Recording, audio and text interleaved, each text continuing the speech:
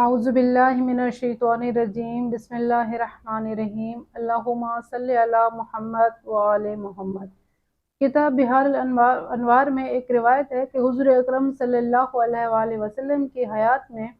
کسی شخص سے ایک گناہ سرزد ہو جاتا ہے اور اس کے بعد وہ منہ چھپائے پھر رہا ہوتا ہے اور یہاں تک کہ وہ شہر سے دور چلا جاتا ہے۔ وہ سوچ رہا ہوتا ہے کہ میں کس طریقے سے حضور اکرم صلی اللہ علیہ وآلہ وسلم کے حضور جاؤں اور ان سے معافی طلب کروں۔ کافی دن گزر گئے۔ ایک دن اس نے دیکھا کہ ایک راستے پہ امام حسن اور امام حسین، جب امام حسن اور حسین کا بچپنا تھا،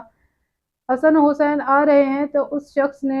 امام حسن اور امام حسین کو اپنے کاندھے پر بٹھایا اور حضور اکرم صلی اللہ علیہ وآلہ وسلم کی خدمت میں آیا اور آ کے عرض کرنے لگا کہ یا رسول اللہ، میں آپ کو ان دونوں بچوں حضرت امام حسن اور امام حسین علیہ السلام کا واسطہ دیتا ہوں، ان کے واسطے مجھے معاف کر دیجئے۔ حضور اکرم صلی اللہ علیہ وآلہ وسلم نے جب یہ واسطہ سنا تو حضور اکرم صلی اللہ علیہ وآلہ وسلم نے فرمایا کہ جاؤ اے شخص، میں نے تمہیں معاف کیا اور میں نے تمہیں آزاد کیا۔ جب وہ چلے گئے تو حضرت امام حسین اور حضرت امام حسن علیہ السلام کو مخاطب کر کے حضور اکرم صلی اللہ علیہ وآلہ وسلم نے فرمایا کہ اے حسن حسین، میں نے آپ کے واسطے کی وجہ سے، آپ کی سفارش کی وجہ سے اس گنہگار شخص کو معاف کر دیا اور اس کے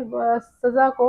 ختم کر دیا۔ بے شک حسن و حسین سے حضرت محمد مصطفیٰ صلی اللہ علیہ وآلہ وسلم سب سے زیادہ محبت کرتے تھے اور سب سے زیادہ پیار کرتے تھے۔ اللہم صلی علی محمد وآل محمد۔